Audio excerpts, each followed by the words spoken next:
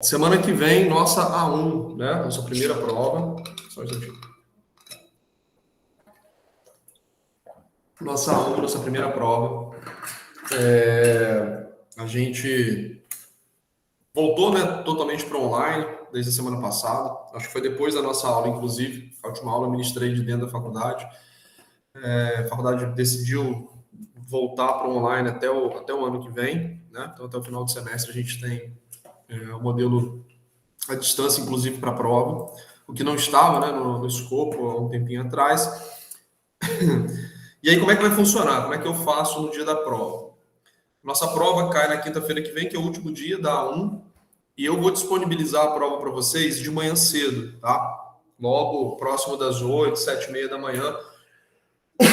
Perdão, eu vou disponibilizar a prova no WebGIS, e essa prova ela vai poder ser devolvida no sistema até meio-dia. Perdão, meio-dia, até meia-noite, na verdade, 11h59. Tá? Então, ela vai ficar o dia inteiro disponível para vocês responderem e devolverem dentro do WebGIS. Tá? Então, ela vai entrar de manhã e nós vamos ter essa prova disponível para vocês até o final do dia. Consequentemente, a gente não vai ter o horário de aula, tá? Então, não precisa, vocês não vão precisar entrar para ficar online, também não vou abrir a sala. E nós vamos combinar o seguinte: qualquer dúvida de qualquer um de vocês, vocês podem me encaminhar pelo WhatsApp. A Adriana tem meu número de telefone, ou vocês podem passar pela Adriana, a Adriana me encaminha e eu respondo para vocês por áudio, tá? Então, uma pergunta por áudio e uma resposta por áudio para ser compartilhada com toda a turma. Por quê?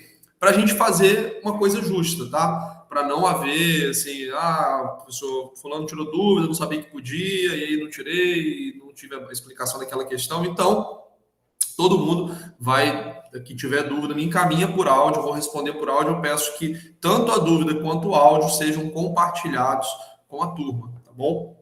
Para que a gente tenha aí um tratamento homogêneo, para ninguém sair prejudicado por conta de ter tido uma orientação mais aprofundada de questão, etc. Professor, tá desculpa, tem alunos de adaptação? Tem, mas eu vou mandar essas instruções, eu vou passar pelo WebGIS aí, Adriana, se você permitir, eu até coloco o seu número lá. Sim. É porque eu fiquei pensando neles, porque às vezes eles não estão no nosso grupo, né? Entendi. Eu Aí, passo, eu passo, se você me autorizar, eu passo o sim, telefone. Então, sem beleza. problema. Eu mando isso por texto para todo mundo ficar na mesma página. Sim. Tá?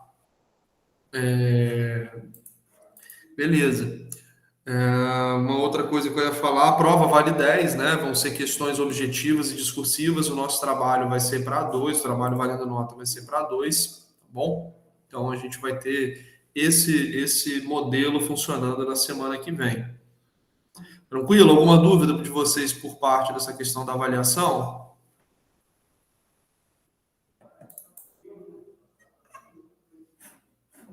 Acho que por enquanto não, professor. Beleza, vocês começaram a prova hoje? Não, vai ser na sexta, amanhã. Amanhã, né? Qual a primeira prova de vocês? Um simulado de júri. É oratória. Tranquilo. Quem que é o professor de oratória de vocês? Andral. Andral Tavares, né? Isso. Eu estudei com o filho dele na faculdade. Na minha turma da E faculdade. depois é psicologia. Psicologia. Legal. A minha última, né, de vocês? A princípio. É a última. Sim. Não, iria até dia 30, né? Tem a de A minha é dia 30. É dia oficina 30, também. isso. Ah, não, a de oficina dia 2. Boa, Ian, boa, Ian. Entendi. Não, beleza. Tranquilo. Mas só por curiosidade mesmo. Mas a minha prova vai ser bem tranquila. Agora, uma dica para vocês. Não, mesmo eu colocando esse tempo todo dilatado aí para poder vocês entregarem a prova, não deixem de separar um horário para fazer isso, por favor. Sim. Porque senão vocês vão acabar, tem o dia inteiro, chega 10 horas da noite, lembra que não entregou a prova até aquele momento, tem que sair correndo para poder fazer a prova. Tá? E aí a ideia é a gente usar esse dia de hoje para fazer uma revisão sobre a matéria. Essa revisão, a gente para ela antes de falhas de mercado, foi o nosso último conteúdo, então tá bem fresquinho, né? Eu vou falar até estrutura de mercado e depois a gente vai entrar aí vendo algumas questões que eu usei em provas anteriores para vocês terem uma noção de como que é cobrado na prova, tá bom? Ô, Igor, me tira uma dúvida. Esse horário da prova é o Unifru que estipula ou é o... Não, os Depende do professores... professor? Então, até semestre passado, os professores tinham liberdade de definir qual seria o horário de entrega. Alguns professores colocam o horário da própria matéria, outros professores colocam o horário um pouco mais amplo. Mas Sim, não tem uma diretriz da faculdade específica, não. Ah, sim, obrigada. Tá? Bom, pelo menos não que eu soubesse no semestre passado. Não, eu perguntei porque eu comentei com a professora de psicologia que a gente vai ter o júri, né? Antes, de repente pode atrasar, se ela poderia estender, como seria o horário. Mas ela estendeu só 30 minutos. Acho que nem 30, foi 20 minutinhos só. Entendi. Aí a gente acaba de sair de um júri, né? E aquela empolgação, né? Emoção e tal. E ir para uma prova de psicologia. O problema vai ser o aluno que for o réu, né? Que vai sair preso e não vai poder fazer a prova, né? Se for condenado. Mas por ser online, a gente vai. Não teve essa parte, não. Vai ser só a fala mesmo de acusação e defesa. Entendi. Próximo vocês botam um réu lá, botam a polícia. Sim, Família chorando, imprensa, cada um faz um papel, aí fica bem. É verdade. Pessoal, vamos lá. Vamos iniciar aqui a nossa aula, vou compartilhar com vocês Espera aí.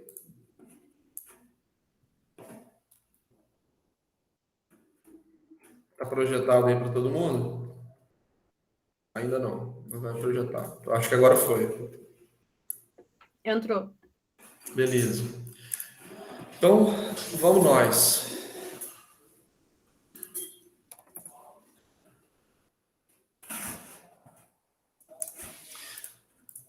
Bom, nossa primeira aula, nós estudamos o conceito fundamental de economia. Então, embora a gente tenha começado a falar aqui nesse slide, esteja falando sobre escolha, o importante que a gente tenha logo em primeira mão sobre essa noção introdutória de economia é que o conceito fundamental da economia, o que justifica o estudo econômico, é isso aqui, ó, a escassez.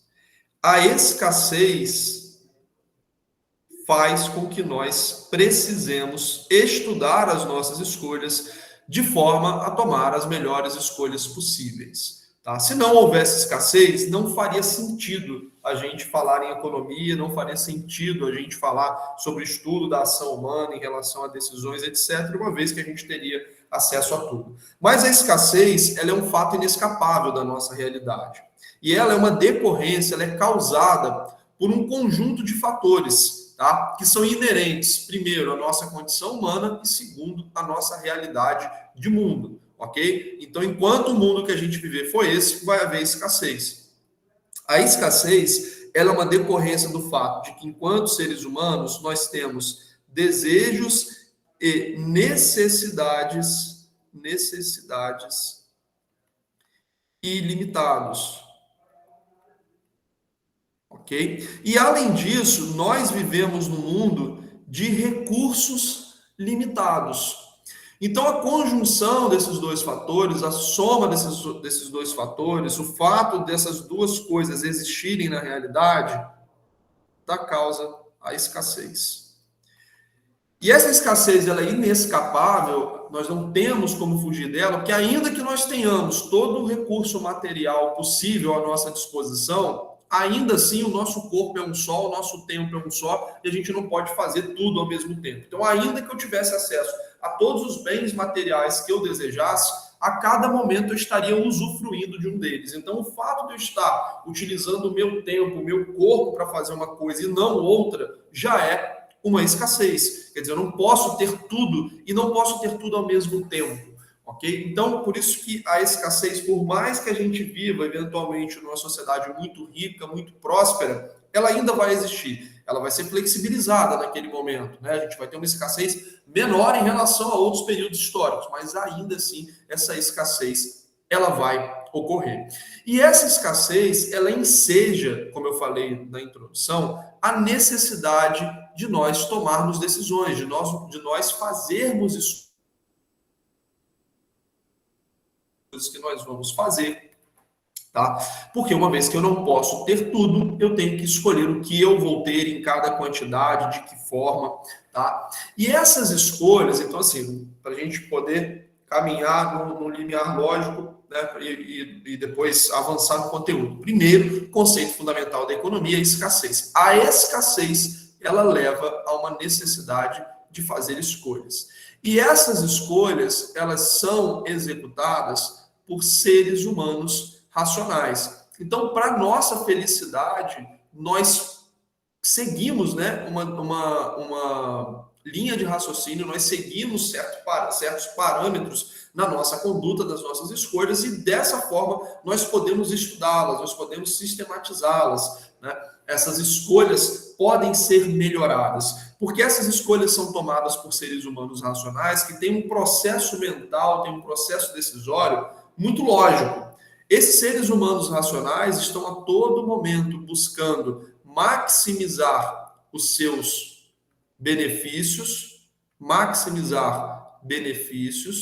enquanto nós tentamos reduzir ou minimizar os nossos custos. Os seres humanos, então, buscam uma maximização de bem-estar. Então, nós tentamos a todo momento gerar a maior satisfação possível das nossas ações, colher os melhores, maiores frutos possíveis e ter os menores custos, realizar os menores sacrifícios possíveis, tá? A maximização do bem-estar.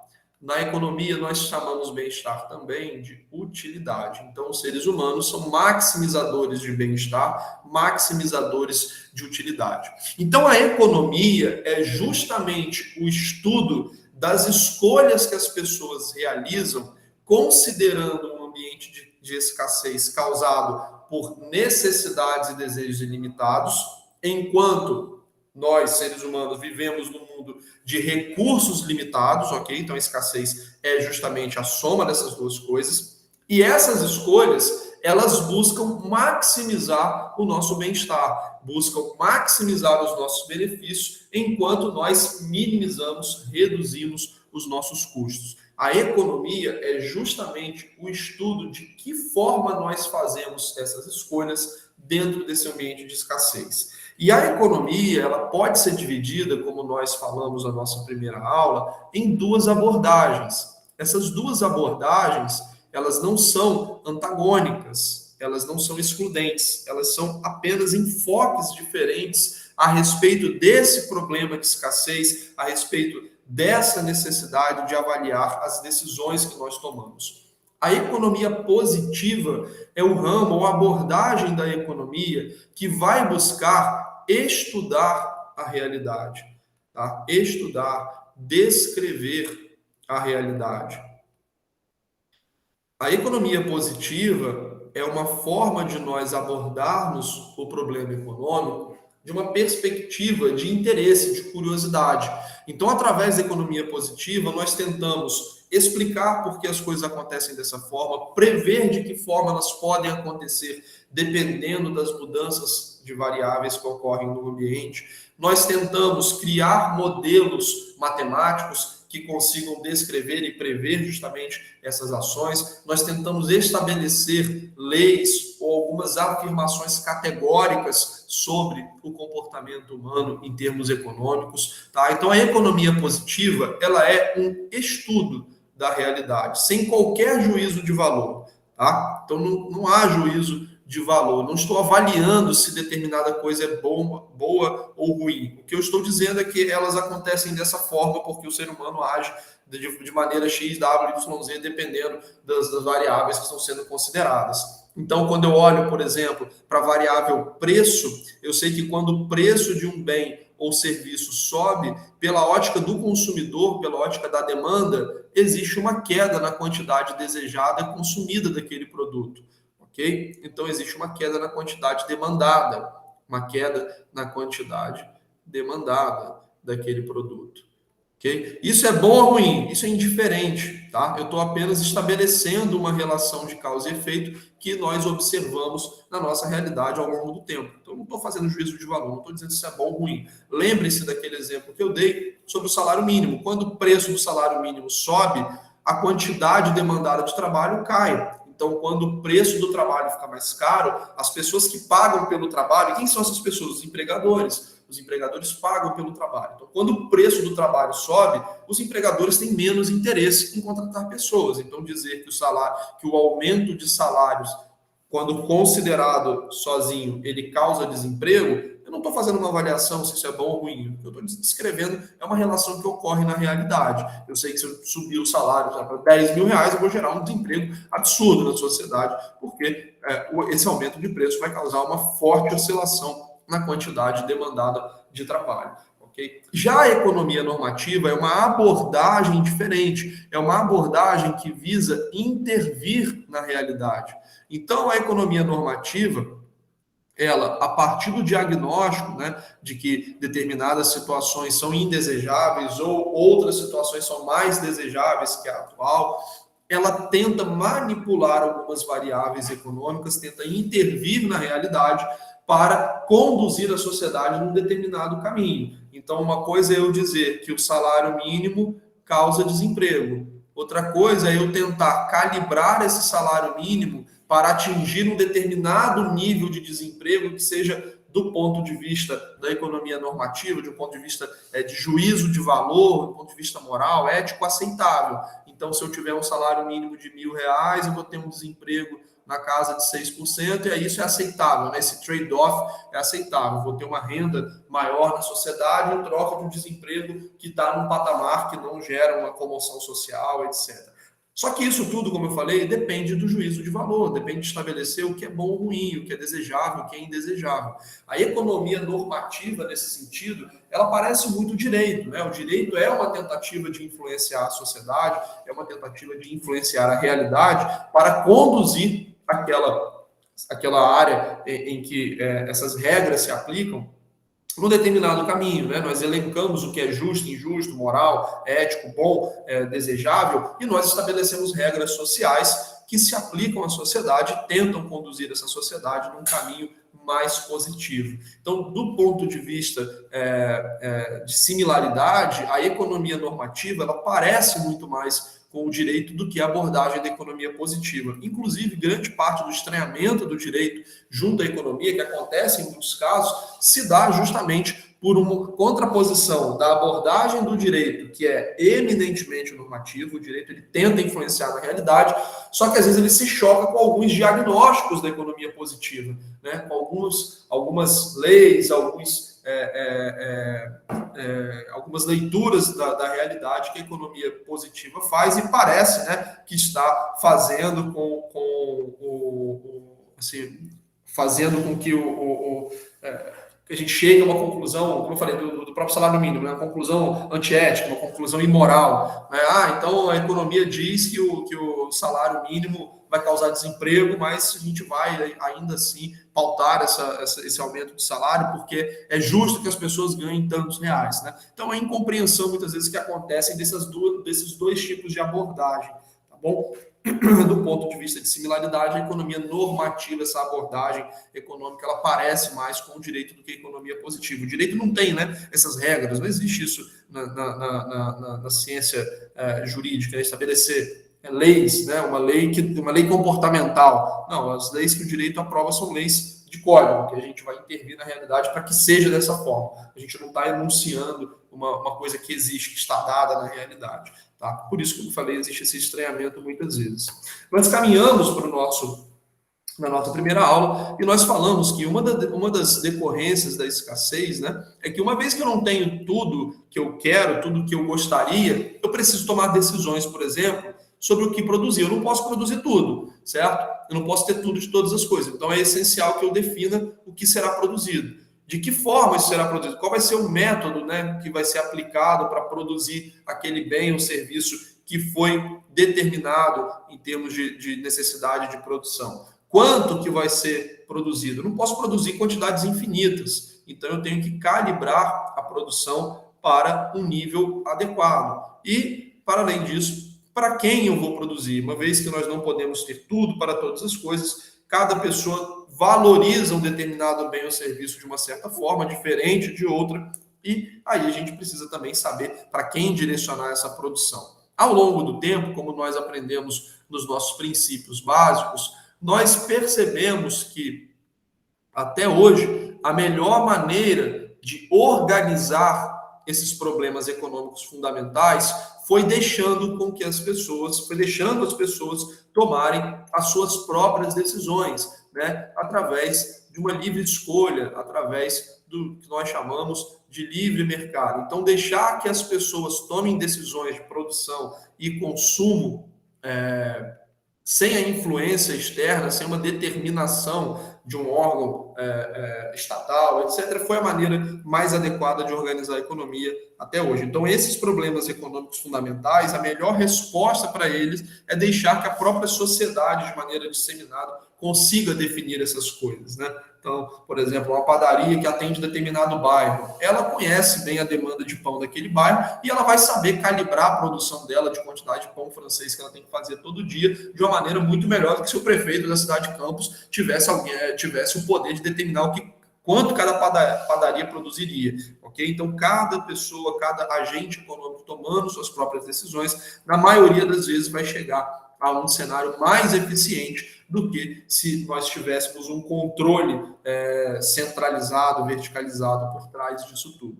E para a gente tomar essas decisões de produção, toda decisão de produção envolve a combinação do que nós chamamos de fatores de produção: terra, trabalho, capital, propriedade intelectual, que a gente pode chamar também de tecnologia produtiva, ok?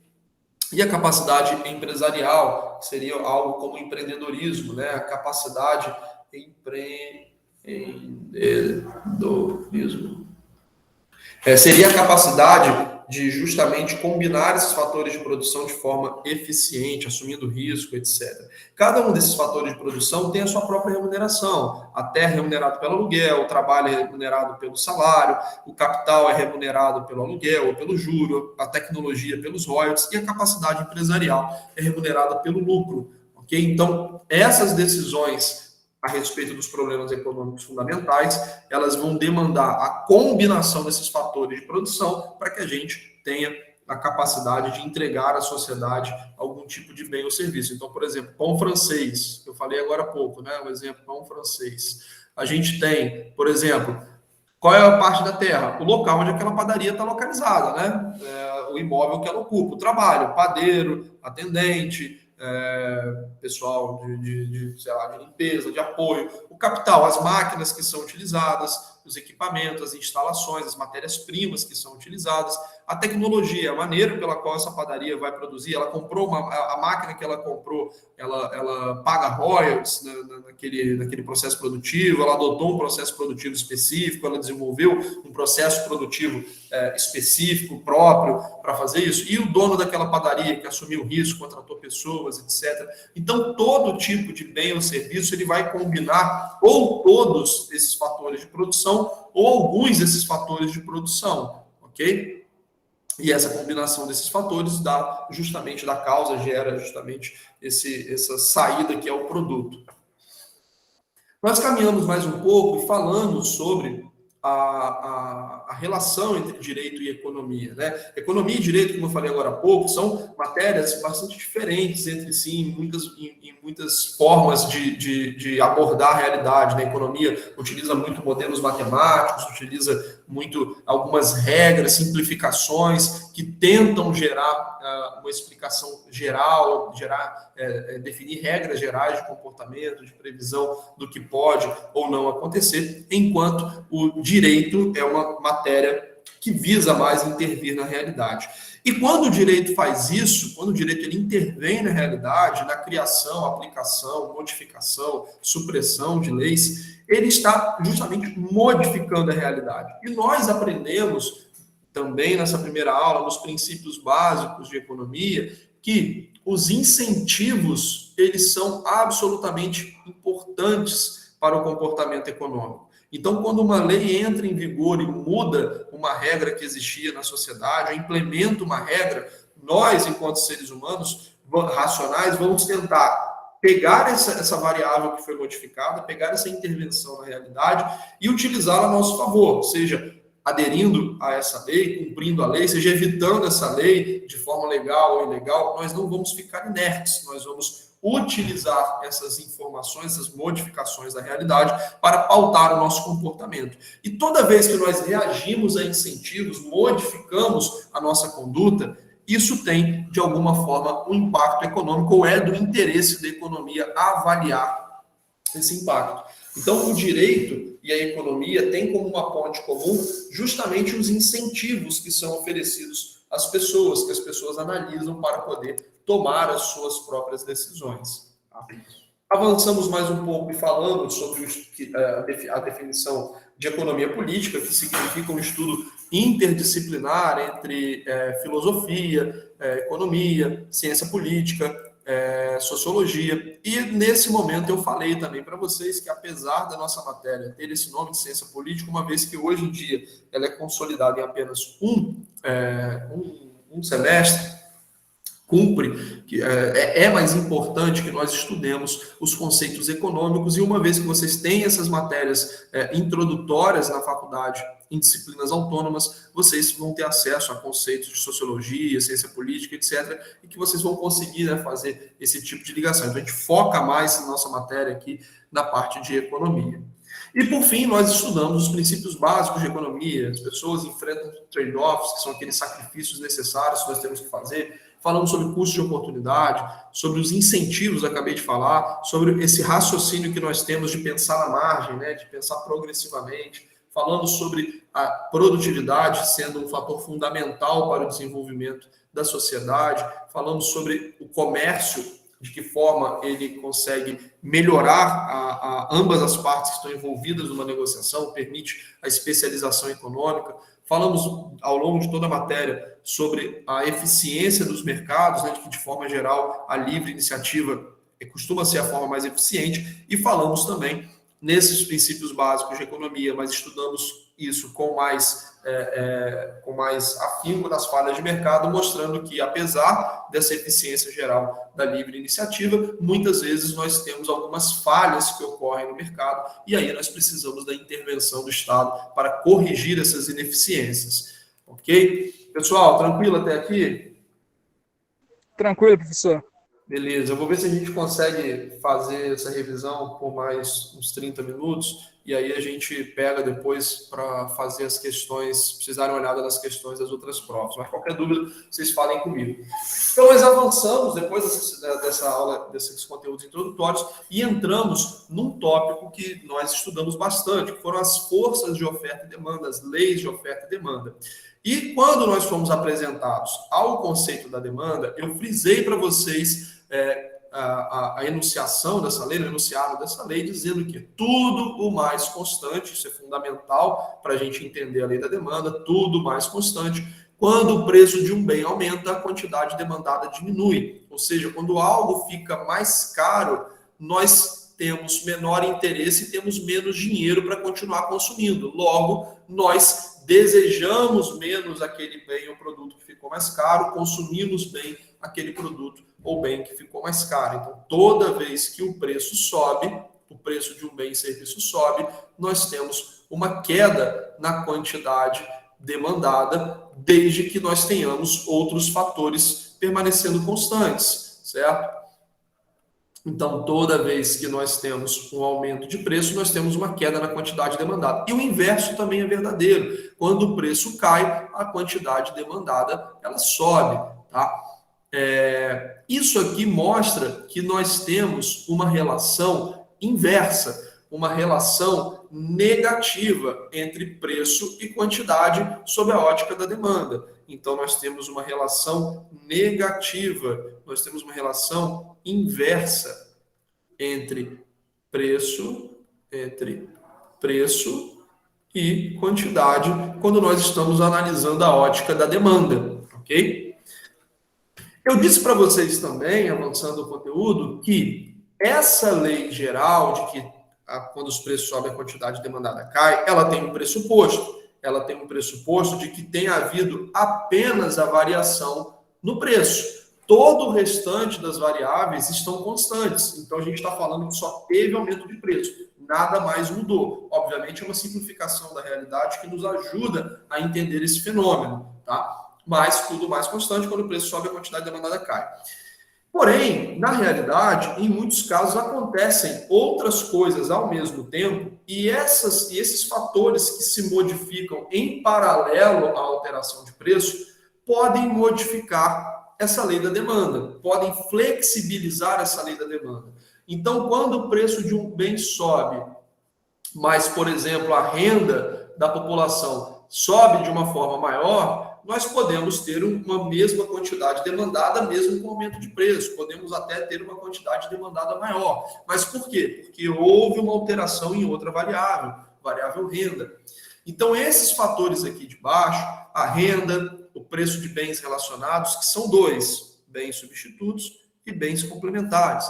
As preferências do consumidor e as expectativas futuras, todas as vezes que nós temos uma mudança no preço, mas também uma mudança nesses fatores, nós teremos algum tipo de flexibilização na lei da demanda. Ela não vai se comportar exatamente como no enunciado que nós vimos no slide anterior. Esses fatores que alteram a demanda, eles operam em conjunto e flexibilizam aquela reação esperada de que quando o preço aumenta, a quantidade demandada cai, quando o preço cai, a quantidade demandada aumenta. Então, se o preço caiu, por exemplo, mas a renda despencou naquela sociedade, pode ser que a quantidade demandada caia no fim das contas, porque apesar dessa mudança de preço, nós tivemos uma queda muito forte na renda. Então, foi um fator que operou concomitantemente e isso fez uma alteração no que nós esperávamos no comportamento da demanda, ok? Nós estudamos a outra parte, a gente está falando de demanda, que é a ótica do consumo, a ótica do consumidor, e depois nós avançamos para a ótica do ofertante, do vendedor, do produtor, que também tem essa ressalva no seu enunciado, tudo mais constante, quando o preço de um bem sobe, a quantidade ofertada também sobe. Então, vocês percebam que, diferentemente da lei da demanda, nesse caso aqui, nós temos uma relação direta, uma relação proporcional, uma relação positiva, ok? Então, aqui, sob a ótica da oferta, quando o preço sobe, os vendedores querem vender mais produtos, então eles aumentam a quantidade ofertada. O inverso também é verdadeiro. Quando o preço cai, a quantidade ofertada cai. Nesse caso, nós temos uma relação entre preço e quantidade positiva, uma relação direta, uma relação proporcional, ok? Entre preço e quantidade. Significa que essas duas variáveis, elas caminham na mesma direção, elas andam na mesma direção. Então, subiu o preço, subiu quantidade, caiu o preço, caiu quantidade.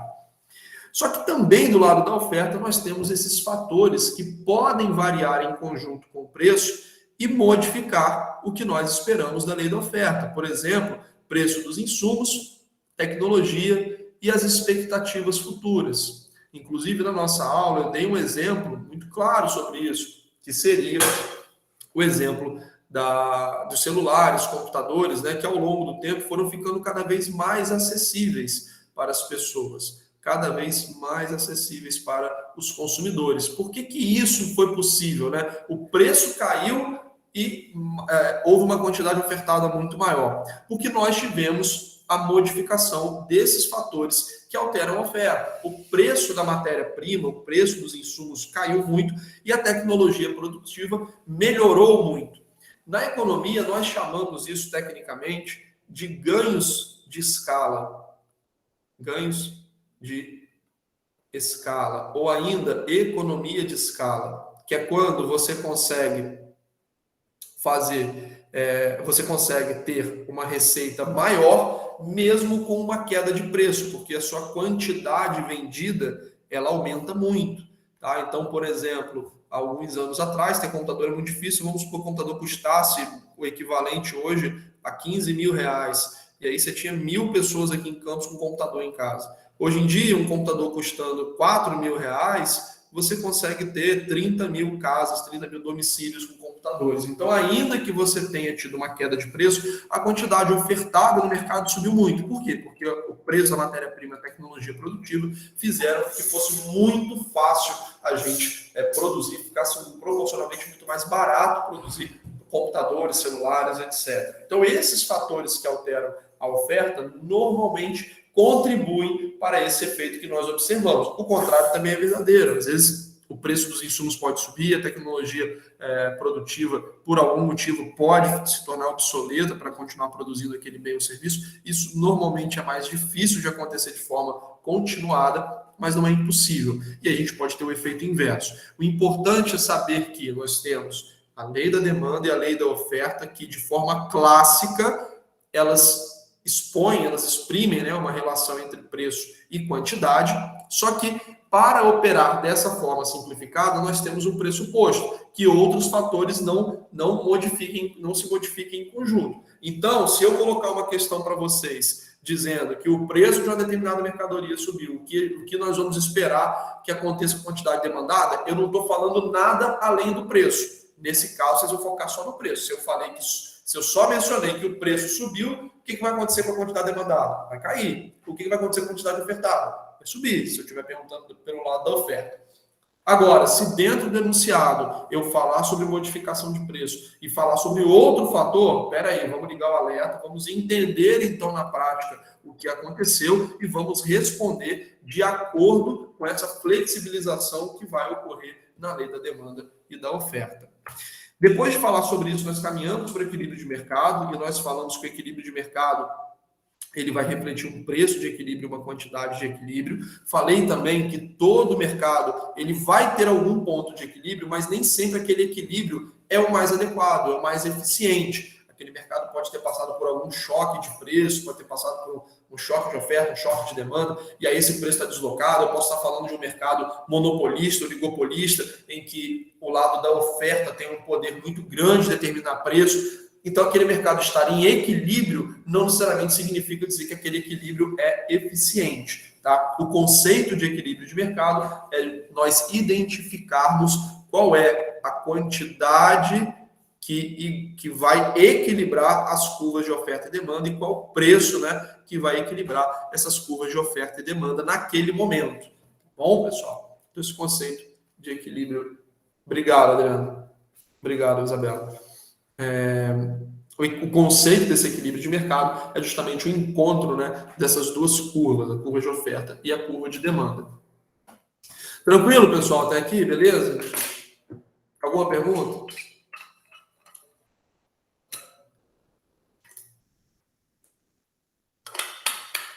Não? Podemos seguir? Beleza, então vamos. E depois nós entramos na matéria que vocês mais gostaram, que foi a matéria de elasticidade, né? Matéria preferida de 11 a cada 10 estudantes de introdução à economia ou matérias de economia política, etc. Vejam só, pessoal, a gente falou bastante de elasticidade, né? Então não vou também me alongar muito mais. A gente tem vários vídeos gravados aí com exercícios nas duas turmas, então se você vi a aula aí, eu vi a aula 4, mas não ficou muito claro. Dá uma olhadinha na aula 4 da noite, que às vezes eu posso ter explicado de uma forma lá, colocado um outro exercício que ficou mais claro. Alguém fez uma pergunta e elucidou a sua dúvida. Então, não deixem de ficar...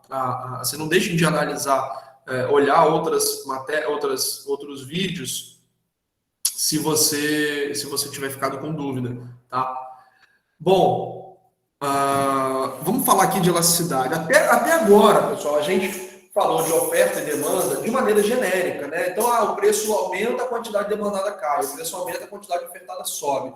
Isso é uma relação genérica. Na vida real, cada produto, cada bem, cada serviço, ele às vezes vai ter um comportamento diferente do outro. Tá? Então, eu dizer que um aumento de preço causa queda na quantidade demandada não me ajuda a entender exatamente se eu aumentar o preço dessa garrafa, exatamente quanto eu vou ter de queda na quantidade demandada por esse produto. Se eu aumentar o preço, se houver um aumento do preço do celular, não vai ficar muito, a gente não vai saber exatamente quantos celulares a mais os produtores estarão interessados em ofertar dentro do mercado, conseguirão ofertar dentro do mercado.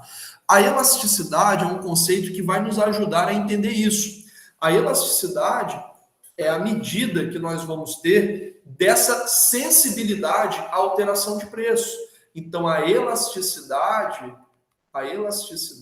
ela significa a sensibilidade da quantidade em função de uma modificação do preço, em função de uma modificação do preço.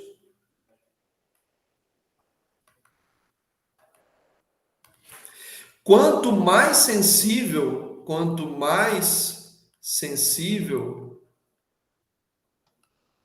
a alteração de preços,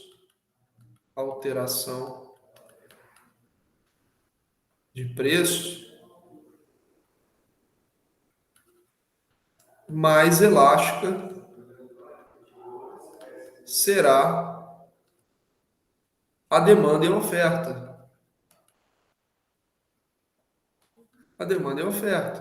Então, se uma pequena modificação de preço causa uma grande resposta na quantidade, nós dizemos que aquela demanda ou aquela oferta é elástica. Ok? Então, se eu tenho uma pequena variação de preço, mas eu tenho uma grande modificação na quantidade a partir dessa mudança de preço, eu digo que aquela demanda é elástica. Quando eu tenho uma variação de preço e eu tenho uma resposta muito forte na quantidade ofertada, eu digo que aquela oferta é elástica.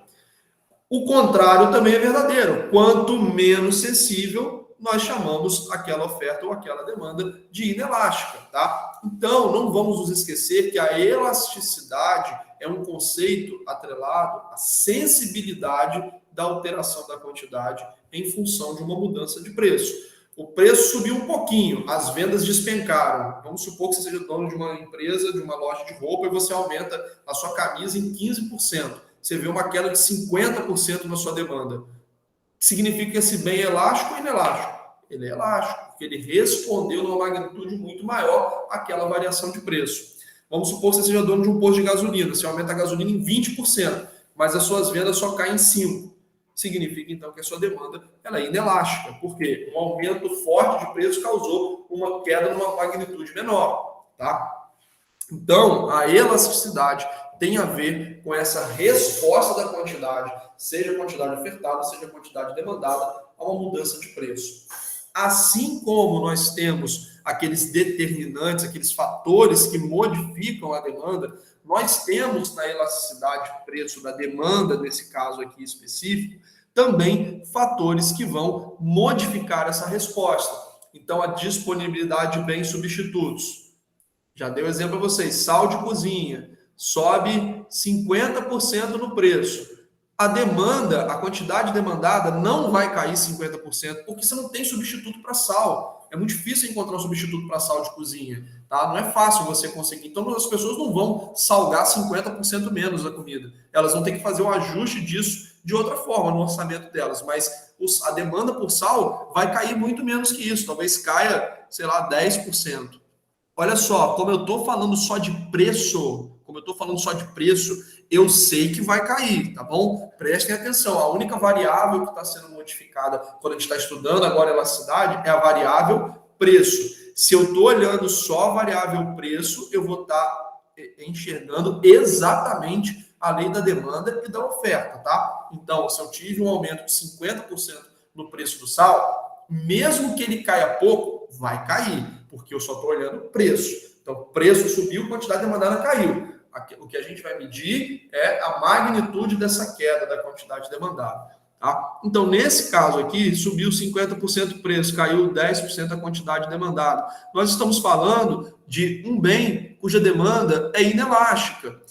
Mas o que faz com que por que essa demanda é inelástica? Porque eu tenho poucos bens substitutos. Se fosse o preço, sei lá, de outra coisa que a gente estivesse analisando, sem ser o sal de cozinha, por exemplo, sei lá, frango, carne, tá? Carne. Eu posso comprar outras proteínas animais, então eu tenho uma elasticidade muito maior, ok? Um bem que seja supérfluo, o ingresso de um cinema, o ingresso de um teatro, né, que não é necessário que eu faça isso. Então, eu tenho uma elasticidade maior. Então, se o bem é supérfluo e é necessário, a gente vai ter respostas diferentes da elasticidade. Se eu estou analisando um mercado bem pequeno, se eu estou analisando um mercado grande, a definição desse mercado contribui também para a elasticidade. E o tempo que eu estou analisando, eu estou fazendo essa análise aqui da modificação da quantidade no período de uma semana, estou fazendo a análise disso de 1 ano, 2 anos. Quanto mais tempo passar, mais elástica tende a ser a demanda de um produto ou de um serviço, porque a gente vai sempre tentar adaptar o nosso consumo.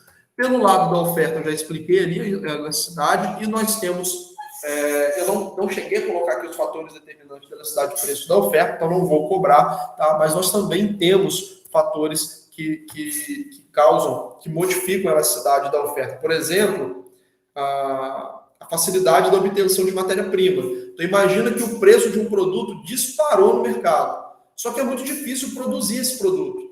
Então, você não vai ter uma resposta forte da oferta. Ela não vai subir tanto. Tá? Então, a quantidade ofertada sobe pouco. Mas o que causou isso aqui nesse exemplo?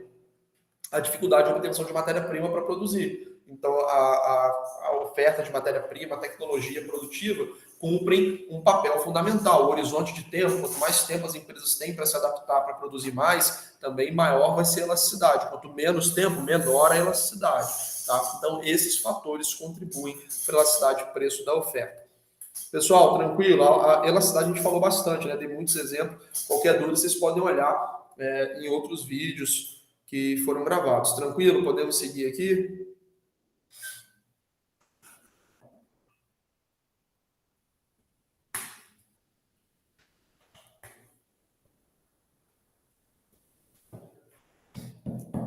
Beleza, então vamos lá.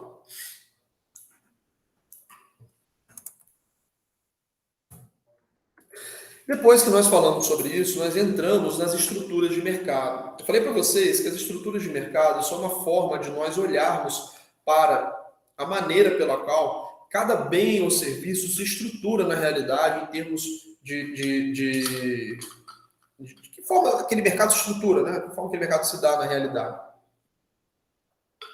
E nós percebemos, quando nós analisamos cada um dos produtos ou serviços, que muitos mercados eles compartilham algumas características parecidas, né?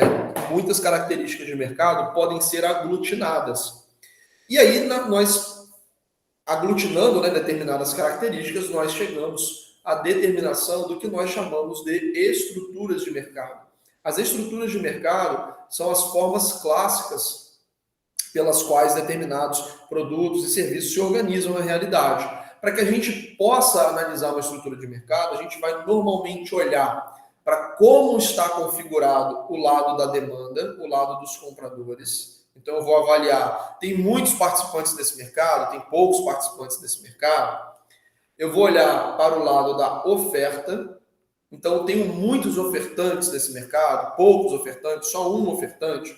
Eu vou olhar para os produtos no que diz respeito à diferenciação de produtos. Esses produtos são diferenciados entre si. Existem características relevantes que vão fazer com que um determinado produto, ainda que ele seja de mesma natureza, ele tenha uma composição diferente, um preço muito diferente. Então, existe diferenciação de produtos.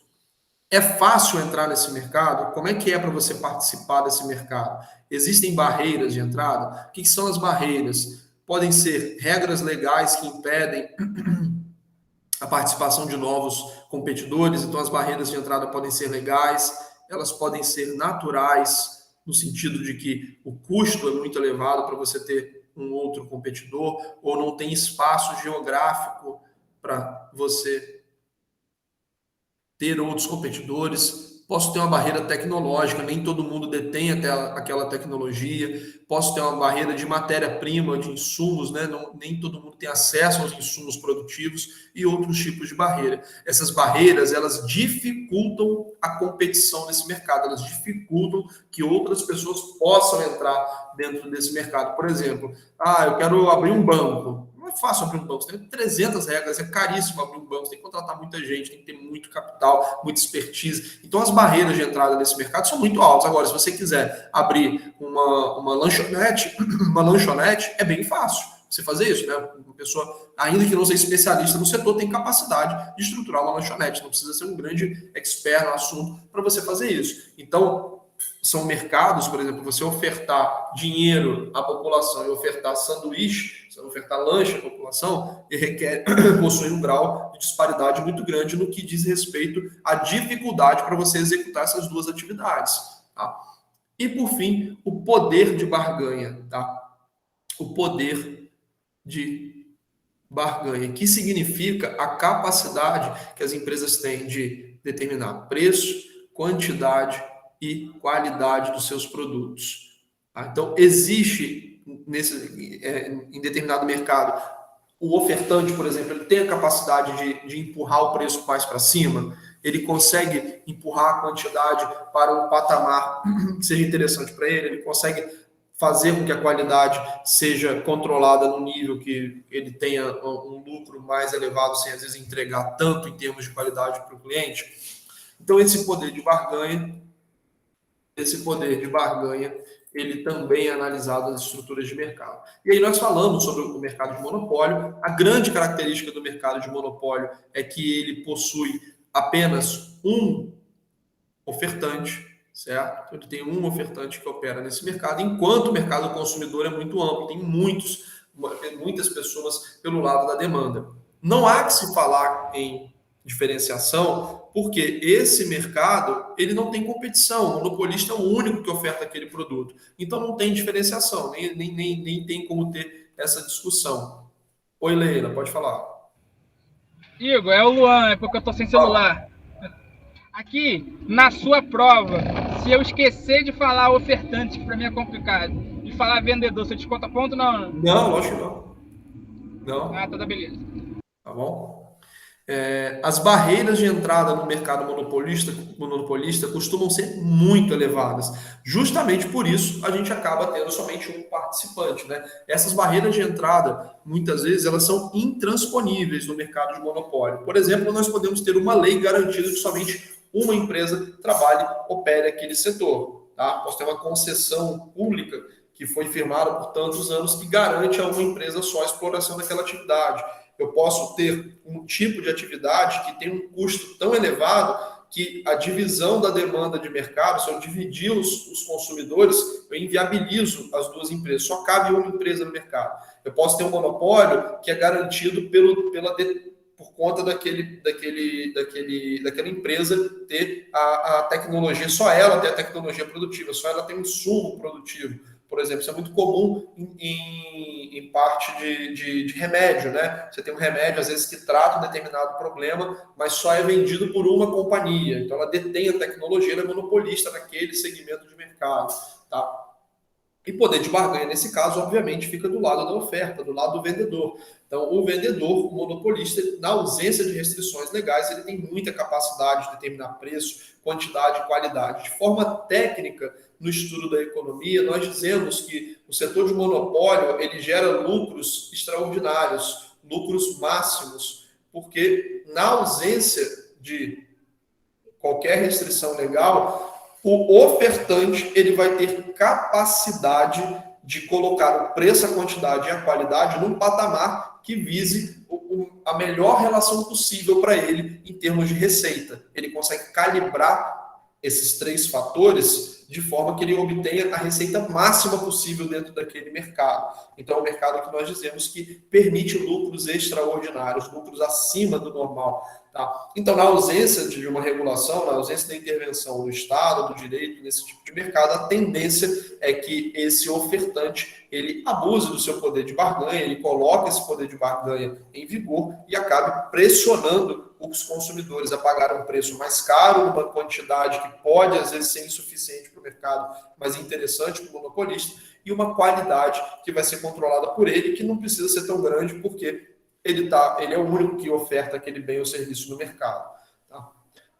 Depois nós falamos sobre o oligopólio. Sendo o oligopólio, a característica dele, duas características principais, o fato de que existem poucos ofertantes, poucos vendedores naquele mercado e uma baixa diferenciação entre os produtos. Então, quando você vai pegar um avião Rio-São Paulo, você não vai olhar se o avião é Latam, Gol, Azul, porque eu só viajo de Latam porque é muito bom. igual, é idêntico, você viajar pelo Latam e Gol, praticamente idêntico, né? A diferenciação é muito pequena. Então, você normalmente vai ter uma competição aqui por preço, tá? Essa diferenciação vai se dar por preço e normalmente na forma de promoções, porque, de forma geral, as ofertas são muito parecidas. Esse mercado oligopolista, que tem poucos competidores, ele também tem muitas barreiras de entrada. Essas barreiras podem ser todas elas podem ser dessas mesmas naturezas, barreiras legais, naturais, tecnológicas, barreiras de insumo. E nesse caso nós também temos o poder de barganha pelo lado da oferta, pelo lado dos vendedores, uma vez que eles são poucos e normalmente no oligopólio nós estamos falando de mercados de massa, mercados de grandes volumes de consumidores, de grande número de consumidores, tá? Então, nesses mercados de massa, você tem, às vezes, muitos compradores, mas poucos vendedores, pouca diferenciação da oferta desses vendedores. Então, o poder de barganha também fica aqui do lado da oferta. Já o mercado de concorrência monopolística, apesar dele poder ter poucos, né, alguns vendedores ou muitos, a grande distinção dele é a alta diferenciação dos produtos. Então, embora os produtos sejam de mesma natureza, sejam similares, eles têm características muito diferentes. Então, uma camisa, uma calça é totalmente diferente da outra. Uma camisa tem um tecido diferente, um corte diferente, uma cor, uma tonalidade, etc., que vai se diferenciar de outras camisas. E por conta disso, nós temos a capacidade dos ofertantes de certa forma, ter um poder de barganha sobre o preço. Mas esse poder de barganha sobre o preço, ele só ocorre em função da qualidade, da diferenciação que é percebida pelos consumidores, tá? Porque nesse mercado, normalmente existe uma certa competição, já que as barreiras de entrada são pequenas, tá? Então, existe um poder de barganha, mas esse poder de barganha, ele é limitado pela percepção de qualidade. Então, por exemplo, vamos supor que essa camisa aqui fosse uma camisa de marca, sei lá, uma camisa Aramis. E aí a Aramis, ela cobra R$200 na camisa dela. Mas ela não vai cobrar 800, porque você não paga, a maioria das pessoas não enxerga o valor para pagar R$800 numa camisa. Não há qualidade de camisa que justifique uma diferença tão grande de preço. Tá? Então existe um poder de barganha, mas esse poder de barganha é limitado no mercado de concorrência monopolística. Tá? E o mercado que nós estudamos por último foi o mercado de concorrência perfeita. Esse mercado de concorrência perfeita, ele é um mercado também chamado de perfeitamente competitivo, tá? Perfeitamente competitivo. E esse mercado, ele normalmente vai ter a maior eficiência possível dentro da economia. Por quê? Porque nós temos muitos compradores, muitos vendedores, há pouquíssimas ou nenhuma barreira de entrada. Consequentemente, pelo fato de que você tem um mercado pulverizado, um mercado atomizado, o que é isso? Não existe concentração de mercado nem do lado da oferta, nem do lado da demanda. E por que isso acontece? Porque é muito fácil você entrar nesse mercado. E, além disso, os produtos são homogêneos, eles são praticamente idênticos. Você não percebe, você não consegue cobrar a mais pela qualidade do produto, certo? Então, você tem lá um alface, tomate, que é igual a todos os outros, né? A percepção de qualidade é muito pequena, você não consegue colocar o preço num patamar muito acima, porque, no caso do ofertante, não consegue colocar o preço num patamar muito acima, você não começa a perder venda para outro ofertante, porque é fácil entrar nesse mercado para vender, é fácil você entrar para ofertar nesse mercado, e a percepção dos consumidores sobre os produtos desse mercado não reflete muito essa questão da qualidade. Normalmente os consumidores aqui, eles vão competir por preço, consequentemente os vendedores também vão competir, vão ter que ajustar o seu preço para aquela média de mercado, e aí a precificação desse mercado, né, nós falamos que o preço, o andamento desse mercado é altamente eficiente. É altamente eficiente. Não sei o que eu fiz aqui. É altamente eficiente.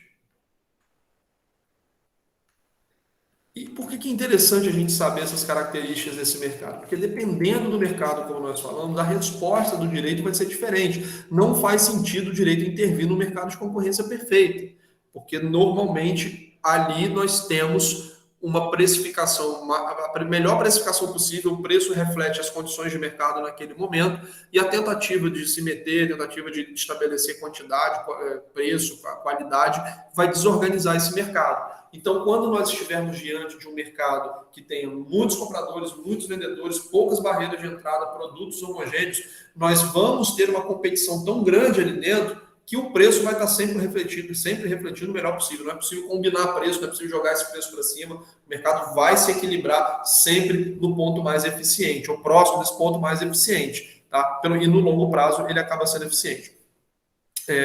Agora, num mercado como o monopólio, é de alto interesse do direito ter uma regulação ali no oligopólio para que a gente tenha justamente essa quebra desse poder de barganha excessivo pelo lado da oferta. Então, nesses casos, é interessante sim que haja uma intervenção, uma legislação um pouco mais forte, um pouco mais firme para tentar equilibrar, para tentar tornar esse mercado mais eficiente. E por fim, pessoal, nós estudamos as falhas de mercado, competição imperfeita, externalidades, os bens públicos, monopólio natural, assimetria de informações, risco moral e falhas de governo. Esse conteúdo a gente deu um pouquinho mais curto, consequentemente eu não vou cobrar tanto dele também na prova, tá bom? E assim, nós encerramos o nosso conteúdo da A1. Queria saber se da parte de vocês está ok, está tranquilo, ficou bem entendido. Alguma dúvida do que a gente falou aqui, pessoal? Professor? Oi. Esse slide você vai deixar disponível? Está disponível? Eu já mandei, já até mandei. Mandou já? Aí você mandou no WebGIS? Mandei ontem. Show. Tá, qualquer coisa, é Marcos Paulo, né? Isso. Pede o pessoal da turma, que eu acho que teve gente hoje que comentou, acho que a Adriana, representante, comentou que já tinha. Ah, beleza. Show de bola. Tranquilo? Tranquilo. Pessoal, podemos então seguir aqui para a resolução das questões? Pode sim. Beleza, então vamos lá. Eu separei aqui algumas questões, só que eu percebi que ontem eu não... Peraí. Eu percebi que eu salvei o arquivo. Eu não salvei o arquivo, coloquei as questões para a turma da noite e não salvei o arquivo. Deixa eu só pegar aqui rapidinho a...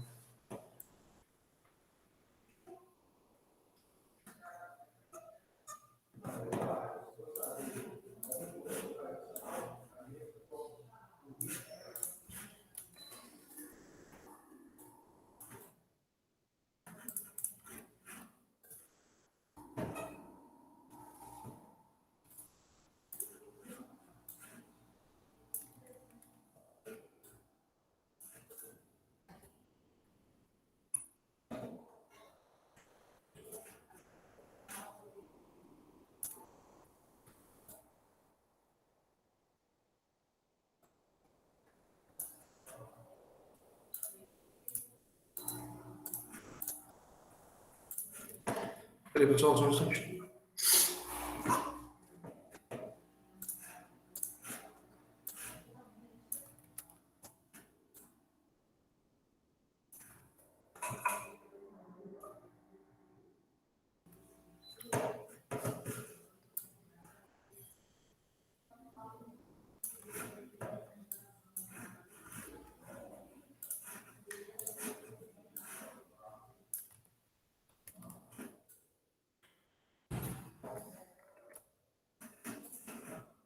Vamos ver essas primeiras questões aqui, depois eu boto um pouco com algumas outras.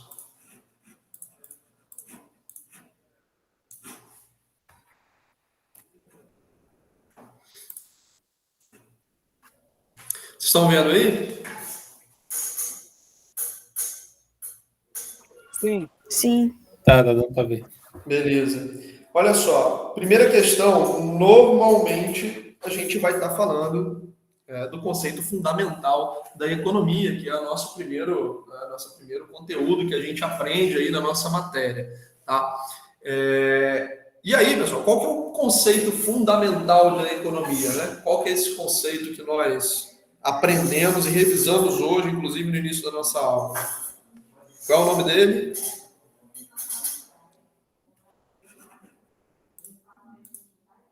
Sem medo de errar, pessoal. Pode falar aí.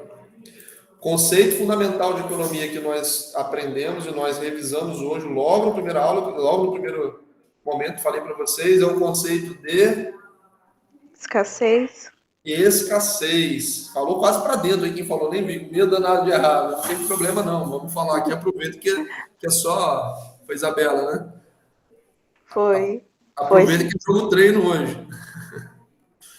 Exatamente. O conceito fundamental da economia é a escassez. Eu falei para vocês, se não houvesse escassez, não haveria por que a gente estudar a economia, não haveria por que a gente estudar as decisões das pessoas, né, sobre o que produzir, o que consumir, porque a gente teria tudo à nossa disposição.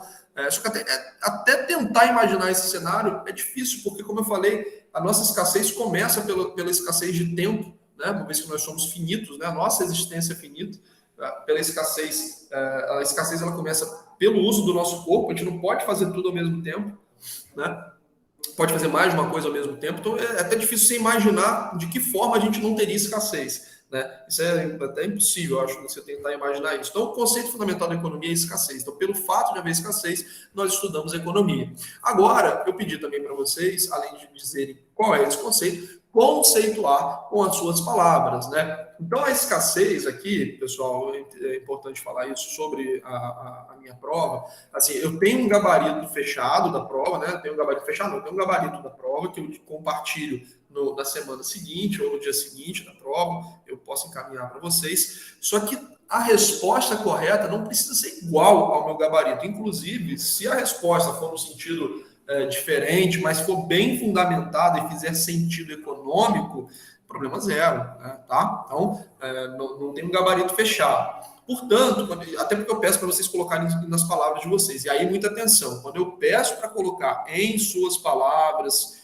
tá? O que você entende por tal coisa, não é para chegar no material, copiar e colar, porque não vai ganhar, ou não vai ganhar ponto nenhum, ou vai ter um desconto considerável. Eu quero que vocês tentem explicar, certo? Com o raciocínio de vocês, as palavras de vocês, o que está sendo pedido. Então, nesse caso aqui, como não há um gabarito correto, vocês precisariam mencionar e tentar colocar de forma coesa, né, aqueles dois fatores, as necessidades humanas, necessidades e desejos ilimitados,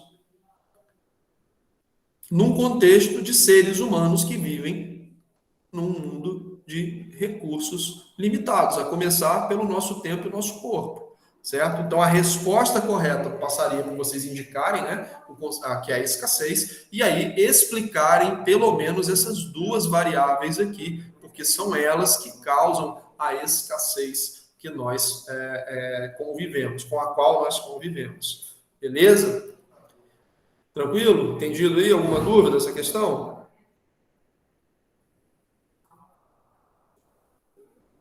Tranquilo. Tranquilo. Então, a segunda questão daquela prova que eu estou colocando para vocês foi o seguinte: ainda no nosso primeiro encontro, discutimos sobre o que convencionou-se chamar de princípios de economia. Tais princípios trazem lições valiosas sobre o comportamento humano individual e sobre a organização econômica das sociedades. Escolha um dos princípios estudados, explique seu conceito e explique seu conceito, fornecendo pelo menos um exemplo de ocorrência prática. Então, dentro daqueles 8 princípios que nós estudamos, vocês deveriam selecionar um dos conceitos, tá? Um dos princípios, colocar ele aqui, né? Escrever, por exemplo, as pessoas reagem a incentivos. Pessoas reagem a incentivos. Explicar o que isso significa, né? E aí vocês têm o material que eu preparei da primeira aula, fala individualmente de cada um, reagem a incentivos. Fala de cada um desses princípios que nós estudamos, então vocês vão colocarem uma explicação aqui do que significa esse conceito que vocês, o que significa esse princípio que vocês colocaram, e colocar um exemplo prático. Então, por exemplo, quando o professor atribui pontos a uma atividade, mais pessoas fazem essa atividade. Mais pessoas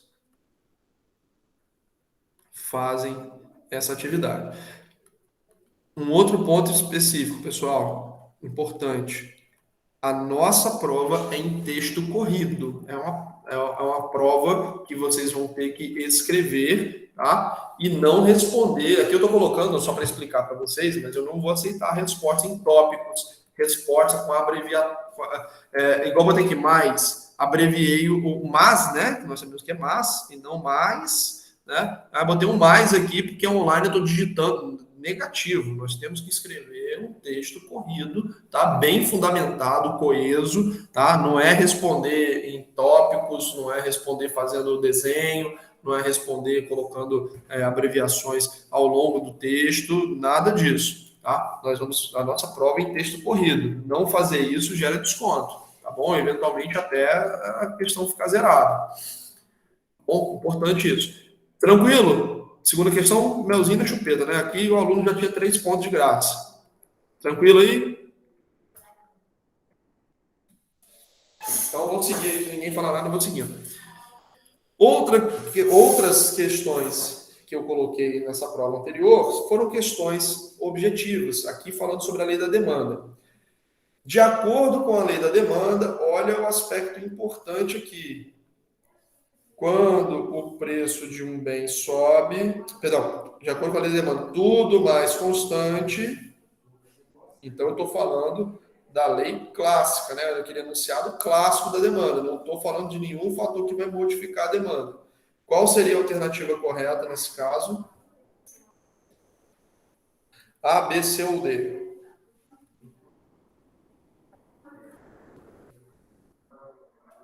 Acho que é C. Letra C, quem falou? Isabela Ritter. Isabela. Letra C, perfeito. Quando o preço de um bem sobe, a quantidade demandada diminui. Então, quando nós estamos falando de demanda, a relação é preço vai para cima, quantidade vai para baixo. Se o preço for para baixo, a quantidade vai para cima. Tá? Então, a letra C era a letra correta. E por que a D, a alternativa D, está errada?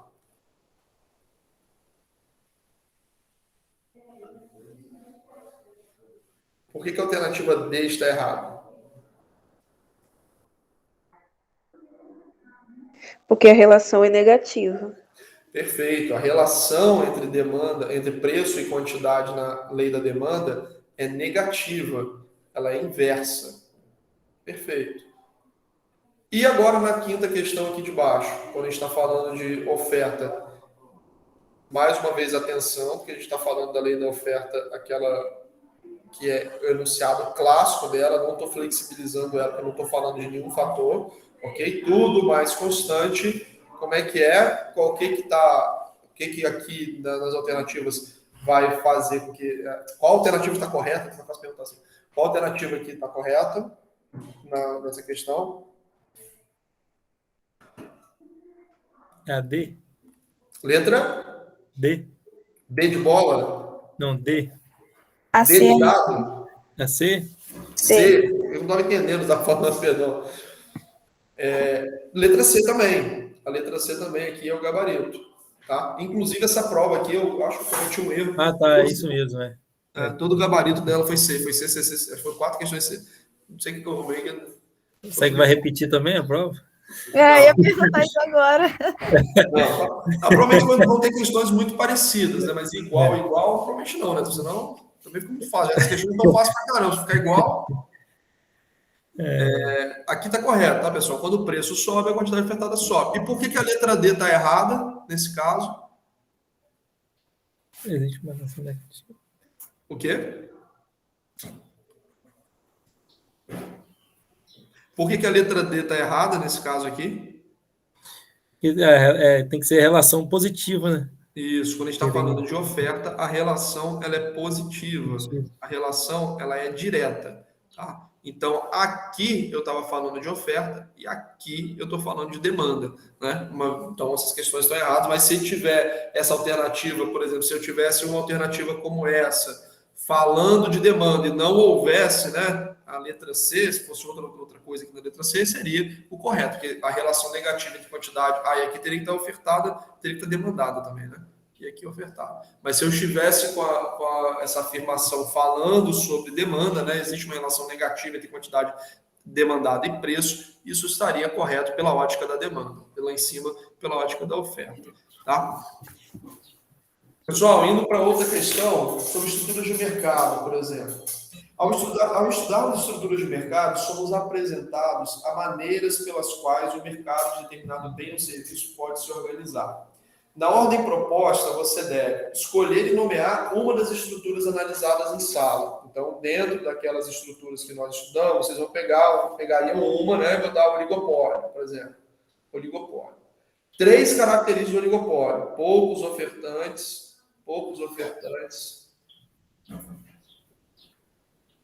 produtos de baixa diferenciação e alto poder de barganha dos ofertantes. Só um instantinho, pessoal. Estou dando aula aqui, alguma coisa urgente? Alguma coisa urgente? Estou dando aula aqui. Tá, deixa eu ligar aí, valeu.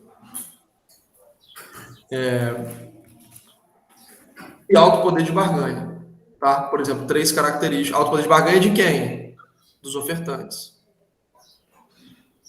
Tá? Então aqui eu coloquei 3 características. Indicar se o direito deve intervir em tal estrutura em caso positivo justificar. Isso aí nós falamos várias vezes ao longo da aula, né? Uma vez que existe um alto poder de barganha, existe um tipo existem barreiras de entrada, nesse mercado, isso faz com que a competição ela fique mais restrita e isso favoreça, por exemplo, o lado da oferta. Nesse caso, é indicado que o direito intervenha sim, para tentar tornar aquele mercado mais eficiente, mais equilibrado. Isso não é verdade para todas as estruturas de mercado, mas nesse caso aqui foi verdade porque nós selecionamos, nesse caso hipotético, o oligopólio. Sim, e aqui seria a explicação. Show sobre essa questão? Tranquilo?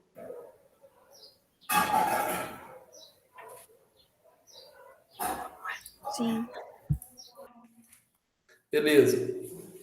Quarta questão. Em relação à demanda... Deixa eu só ver se tem mais aqui. Não, separei mais. Em relação à demanda, sabemos que sua lei traz como primeiro componente a expressão tudo o mais constante. Em latim, ceteris paribus. É muito comum a gente ver... quando vocês estão lendo... E direito, né? É uma matéria que adora escrever coisa em latim. Quando a gente está falando de economia, a gente enxergar essa expressão aqui, tá? Ceteris paribus. Ou às vezes ela é escrita assim, com O no meio. O que significa isso? Tudo o mais constante, tá? Tudo mais constante. Então, a lei da demanda, o enunciado dela traz como primeiro componente tudo o mais constante. Porém, aprendemos que em alguns casos a lei da demanda ela é flexibilizada. Então, em alguns casos a lei da demanda ela é flexibilizada. Aí eu pedi, explique e forneça 2 exemplos de situações em que nós observamos tal flexibilização. E aí, se isso caísse na prova, quais seriam os exemplos, aliás, quais seriam, né, 2 casos em que essa lei da demanda é flexibilizada?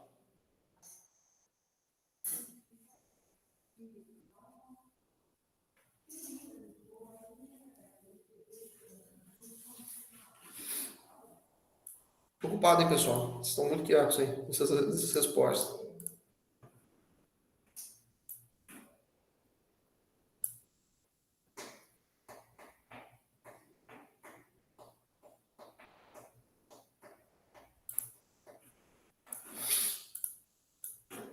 E aí, pessoal, quais seriam os exemplos de vocês para o caso em que a demanda é flexibilizada? Ninguém lembra?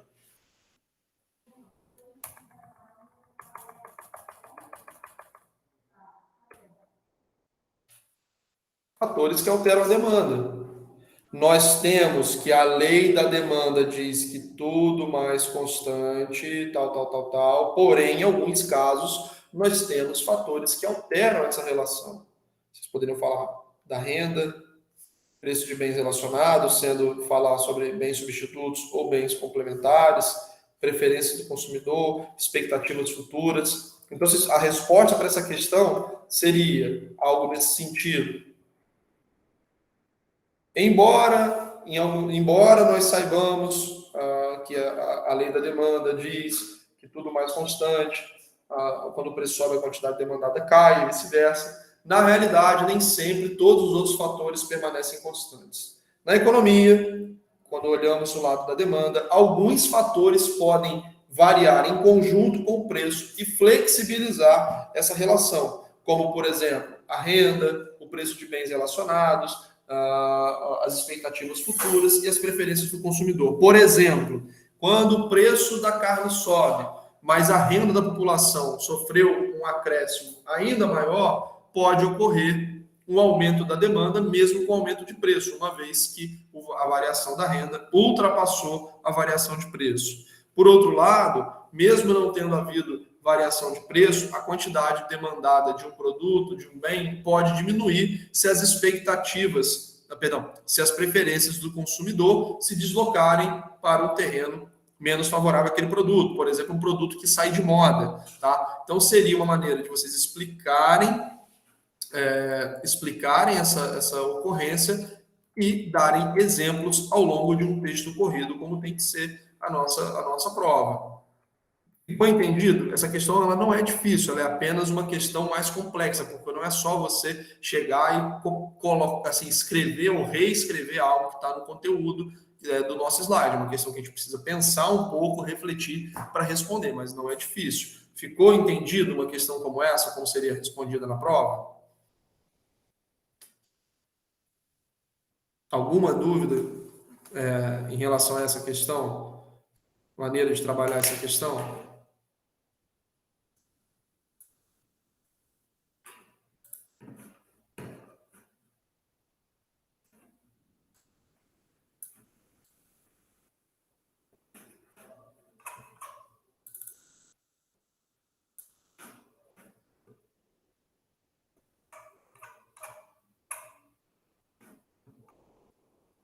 Beleza, peraí, então deixa eu...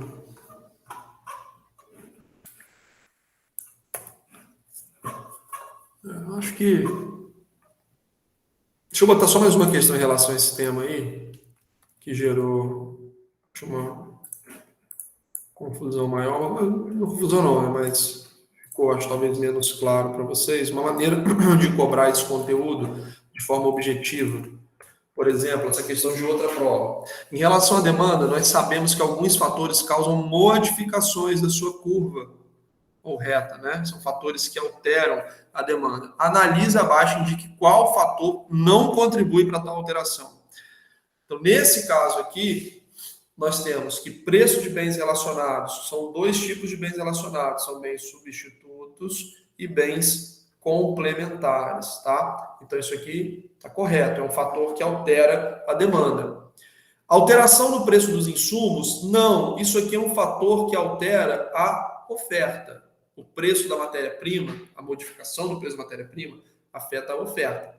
As expectativas futuras afetam tanto demanda quanto oferta, então está correto. E a preferência do consumidor afeta a demanda. Como eu estou falando de demanda, o fator aqui que não faria modificar a nossa curva de demanda seria alteração no preço dos insumos, alteração no preço da matéria-prima. Tá? Uma mesma questão sobre esse assunto, mas de forma objetiva. Show, pessoal? Oi. A letra A aí, você falou preço de bem relacionado, tem como você repetir aí? Você botou o quê? Os bens relacionados, eles são de dois tipos. Esse conceito de bens relacionados, ele inclui dois tipos de bens. Os bens substitutos e os bens complementares, tá? Sim. Ambos influenciam a demanda. Certo. Tá? Então, ambos são determinantes da demanda. Tá? Eu só estava explicando que esse conceito de bens relacionados, ele aglutina, ele reúne dois conceitos diferentes. Bens substitutos e bens complementares. Tá? Foi só uma observação que eu fiz a respeito disso. Show. Tá bom? Beleza. Pessoal, alguma dúvida em relação às questões, ao conteúdo que eu passei para vocês até agora? Valeu essa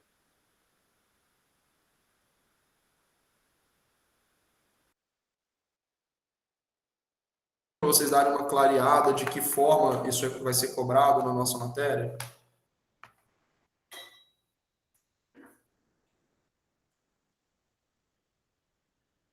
Beleza. Eu vou subir a aula para vocês, encaixar o link para vocês poderem ter acesso, né, à revisão. O material já está com vocês, as questões eu não vou mandar, vou deixar só por vídeo mesmo, tá bom? Então, eu não vou mandar as questões via WebGIS, só registrado aqui no vídeo, tá?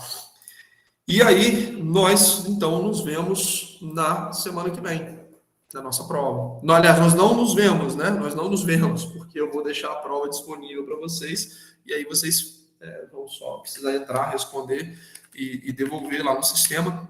E qualquer dúvida, nós vamos combinar esse fluxo, né? Para vocês me mandarem um áudio através da Adriana, ou pegarem meu número, mas compartilhando a dúvida de vocês no grupo, para que todos os colegas possam ter acesso à explicação. Beleza? Tranquilo?